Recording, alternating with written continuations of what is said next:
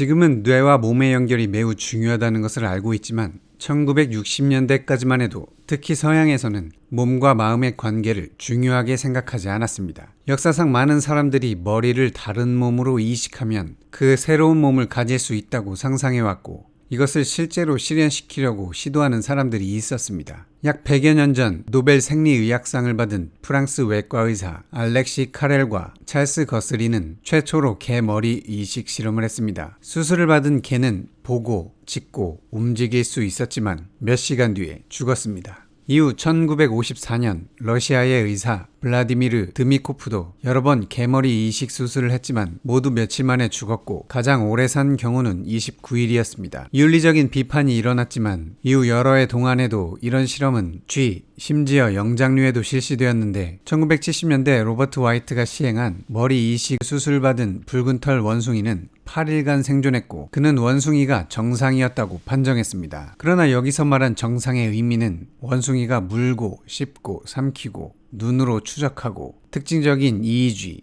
즉 뇌파 패턴을 나타낸다는 의미였습니다. 실은 원숭이가 질식하지 않도록 계속 약물을 투여하고 주기적으로 산소 공급을 해주는 기계가 필요했습니다. 이 나무에서 저 나무로 옮겨 다니고 바나나를 먹으며 생활하는 정상 원숭이와는 달랐습니다. 충격적이게도 머리 이식 수술은 머지않아 인간에게도 시행될 것으로 보입니다. 2012년 중국의 신경외과 의사 렌 샤오핑은 쥐 머리 이식에 성공했는데 그가 접합한 쥐는 6개월까지 생존하기도 했습니다. 이에 이어 2013년 이탈리아의 신경외과 의사 세르조 카나베로는 인간 머리 이식이 가능하다고 제안했습니다. 이후 2016년 척수성 근위축을 앓고 있었던 발레리 스피리도노프는 이 수술을 자원했는데 카나베로는 90%의 성공 확률이 있다고 주장했습니다. 그러나 스피리도노프는 어느 여성과 사랑에 빠진 후 이 수술을 취소했습니다. 2017년 카나베로와 렌은 머리 부상으로 사망한 지 얼마 되지 않은 기증자의 사체에 살아있는 사람의 머리를 이식한다는 계획을 발표해 많은 논란을 일으켰습니다. 그리고 이들은 몸에서 나타나는 새 머리에 대한 거부 반응을 억제할 면역요법과 머리를 살아있는 상태로 새 몸에 부착할 때까지 유지하는 최신 신부 저체온 기술을 이용하면 이 수술이 살아있는 사람에게 가능하다고 주장했습니다.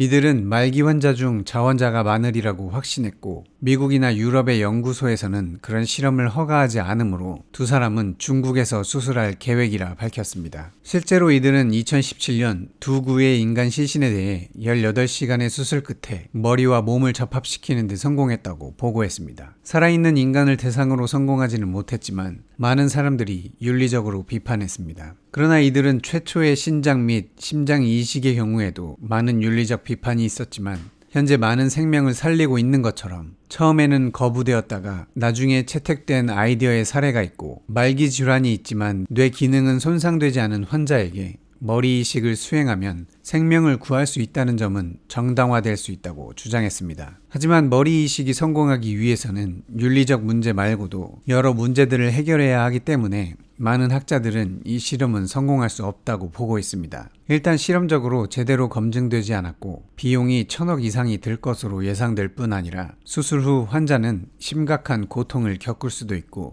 곧 사망할 것으로 예상되기 때문입니다. 카나베로와 렌도 이 문제를 인지하고는 있습니다. 그들은 다른 사람의 신체 부위를 자신의 몸으로 받아들이려면 심리적 회복력이 필요하다는 사실을 잘 안다고 말합니다. 하지만 이들이 사례로 든 실험은 고작 손 이식이었다는 비판이 있습니다. 머리를 다른 몸에 이식했을 경우에 발생할 수 있을 문제를 손 이식 때와 같은 문제 정도로만 과소평가하는 것이죠. 물론 머리를 새 몸에 이식하는 이 혁신적인 수술은 불치병을 앓고 있지만 머리와 뇌가 건강한 사람의 생명을 구하는 희망적인 소식일 수 있습니다. 하지만 수술의 정당성 문제를 떠나서 다수의 뇌과학자들은 머리 이식으로 좋은 결과를 얻을 수 없을 거라고 보고 있습니다. 머리 이식을 받은 사람이 광기와 죽음에 이를 정도로 심각한 몸과 마음의 부조화를 겪을 수 있다고 예상됩니다. 몸이 작동하려면 뇌가 필요하다는 점은 당연하지만 마찬가지로 뇌도 몸에서 그저 산소가 든 혈액만 공급받는 것은 아니기 때문입니다. 몸과 마음이 밀접하게 연관되어 있어 둘 사이의 연결이 중요하기 때문에 낯선 몸에 뇌가 연결되면 죽음으로 이어질 수 있다는 것입니다. 생명의 위험성 이외에도 머리를 이식하면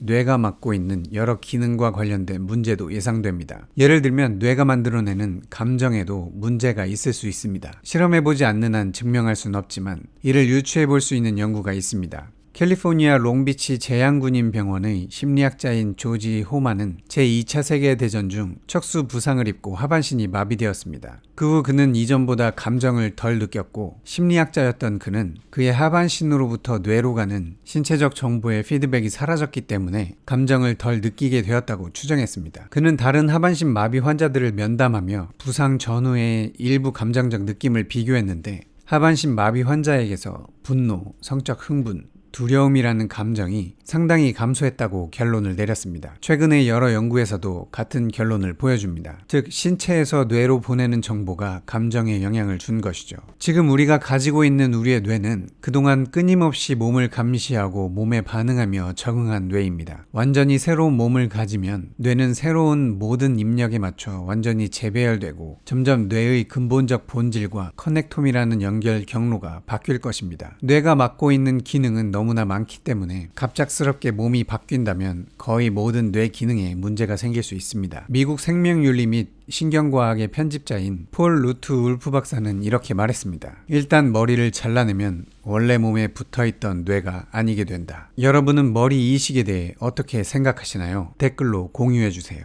구독과 좋아요, 댓글은 더 좋은 콘텐츠를 만드는 힘이 됩니다. 감사합니다.